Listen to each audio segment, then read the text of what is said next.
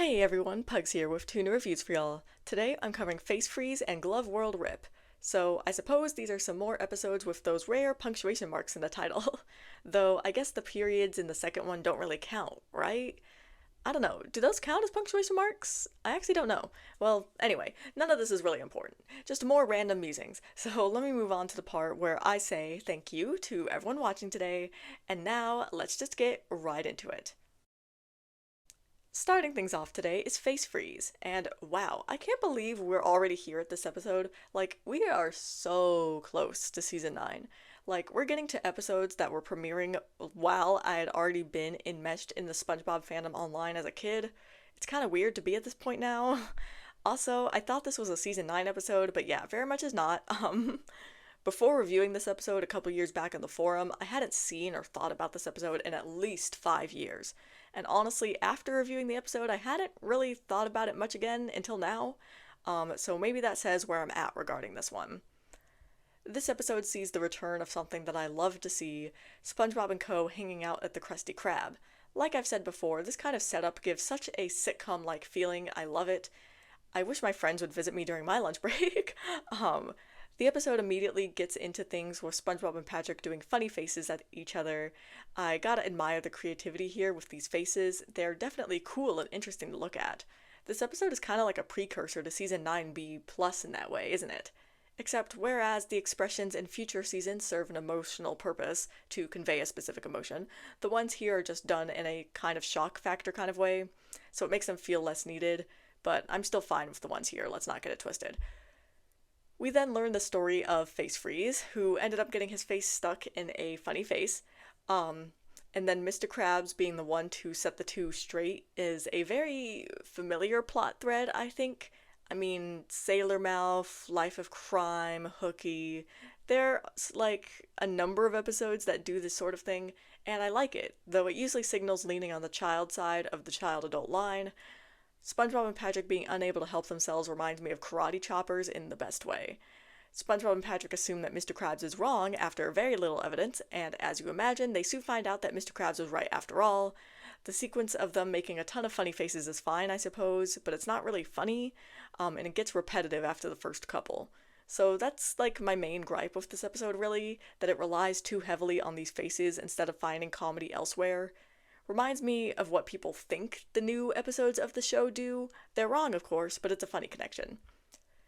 Also, the faces that SpongeBob and Patrick decide to keep for much of the episode are not that appealing. I would have preferred almost the entirety of the faces they showcased before, but perhaps those would have been harder to animate with them walking around and stuff. Whatever. SpongeBob and Patrick go to Sandy's to try and fix their faces, which is where we get the one joke that actually made me laugh in this episode, the licensed part. That was great. Sandy ends up making things debatably worse, again with uglier faces than any of the ones showcased before. After a whole lot of nothing in terms of SpongeBob trying to get Mr. Krabs not to see his messed up face, Mr. Krabs does, in fact, see his face, and ends up making an angry face of his own, which gets stuck. Then Squidward gets stuck in a laughing face, and everyone lived grotesquely ever after. Yeah, so Face Freeze was a boring episode.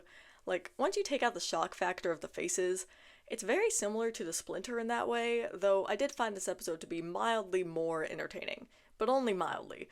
Like I said, this episode relies too much on the faces, and it simply doesn't work. Even if the faces actually were intrinsically funny, putting all your eggs into one basket like this very rarely works. And so this episode is being put, without question, into my okay tier, where it comes in with a score of 6 out of 10. I think it's funny that Glove World R.I.P. brings us back to a location that we only see every so often. Like, we've only seen it like 4 times before this, right? I'm thinking off the top of my head and not looking it up for once.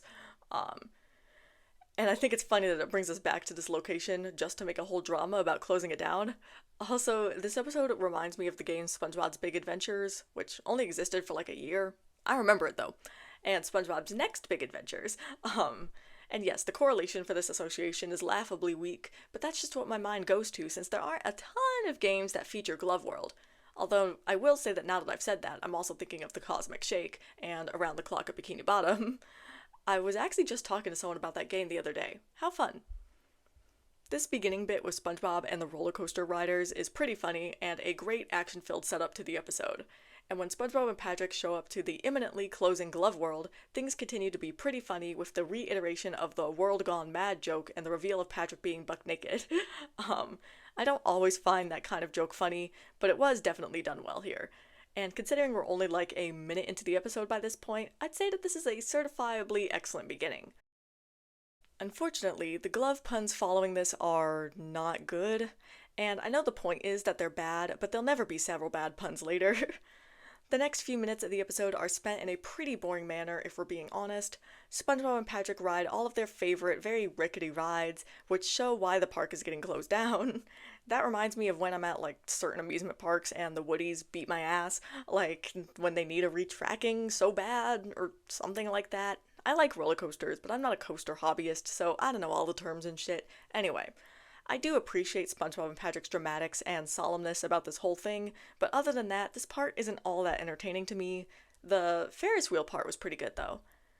Eventually, SpongeBob comes up with the idea of fixing Glove World, but not before I'm already thoroughly kind of bored, if I'm being honest. I will say, though, that Patrick is pretty funny in this episode, and when he's not, funny, he's simply boring. No unfunny stuff like what has been happening with him as of late, so while being boring isn't great, it's definitely an improvement over, some of his poor showings this season. We watch SpongeBob and Patrick struggle to fix Glove World a bit, with varying results. Some parts of this are good and funny, other parts are again kinda dull and slow, but nothing is actively bad, so that's good. The bit with Patrick in the glove costume was hilarious, as was SpongeBob trying to help people safely land after being launched from a ride. SpongeBob and Patrick completely fail at saving Glove World, as expected. Also, as expected, is the fact that Glove World doesn't really actually close forever because it gets renovated and reopened as Glove Universe. Does this twist render the entirety of the episode pointless? In a way, I suppose. I'm more annoyed that they talked to the owner of Glove World multiple times and he never cared to mention this. If they had never talked to the owner, then this twist would have worked better because this glaring issue would not exist. Well, other than the fact that SpongeBob and Patrick don't know about Glove Universe despite being such big fans of Glove World. The ending of this episode was hilarious though, so most is forgiven. Glove World R.I.P was alright. It had some good and not so good, as I won't be calling it bad. It's simply a mixed bag, and that's because it had all sorts of dull moments. So I suppose that with the excellent beginning it had, this is slightly disappointing, but disappointment is definitely not what I feel while watching this episode. Not at all. And so I think this episode works best in my good tier, where it comes in with a score of 7.8 out of 10. As always, I'll be ending this video with some closing thoughts of mine. I had much less to say about these two episodes than I thought I did, so I'm really sorry for how short this video is.